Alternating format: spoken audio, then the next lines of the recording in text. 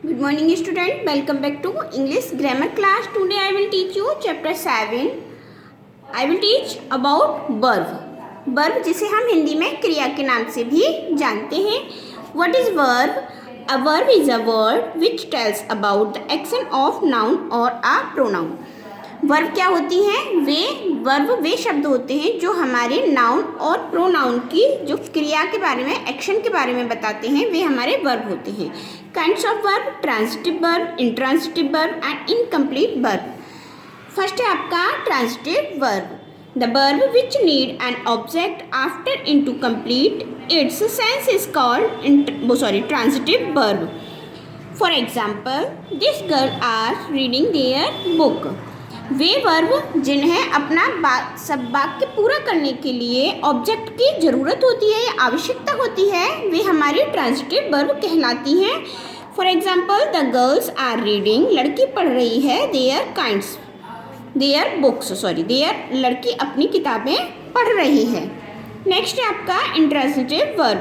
The verb which does not need an objective there into complete its sense is called an intransitive verb. It makes a good sense itself.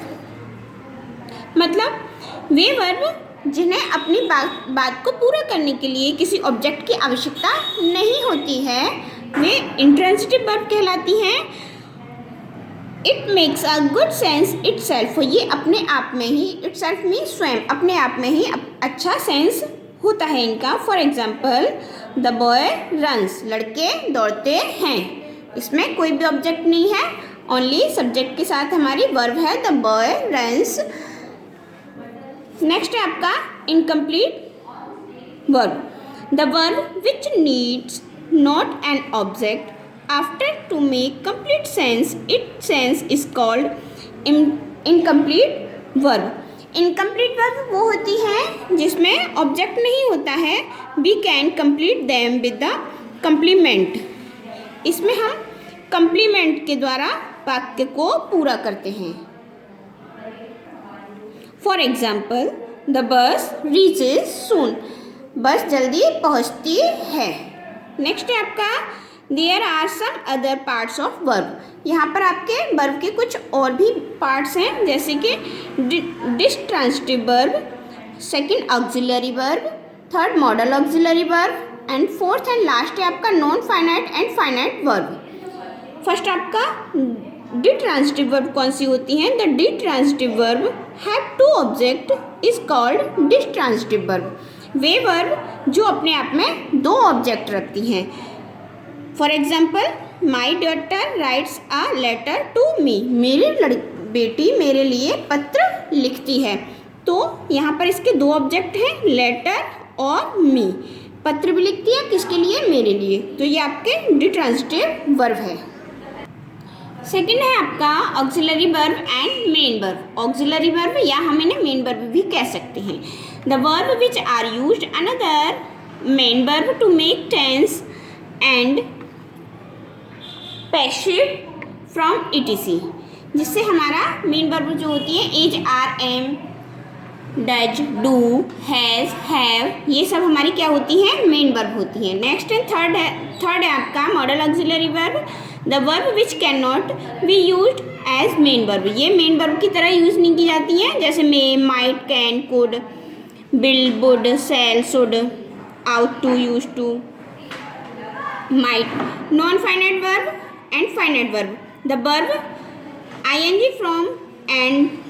from with to are called non-finite and finite verb.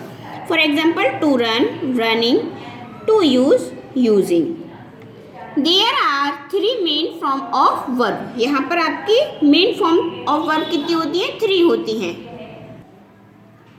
First है आपकी present form, second है आपकी past form, third है आपकी past participle form, जिसे हम first form, second form and third form के नाम से पॉपुलर हैं या जानते हैं. फर्स्ट है आप जैसे कि गो, सेकंड फॉर्म में आपका हो जाता है वेंट एंड थर्ड फॉर्म में हो जाता है gone.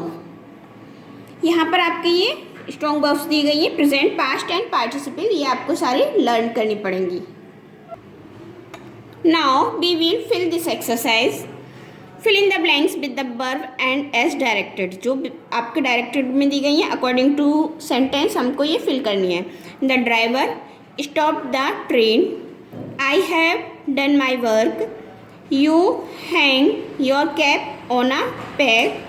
The enemy had attacked on our country before the army reached. Fifth है आपका a river float into Delhi. My mother is cooking the food. The girls were swimming in the pool. Will you lend me 100 rupees? Rashi chose the coastline dress for herself. How do you cut the tree? I hope you will be understand this chapter. Read this chapter carefully and fill this exercise. Thank you.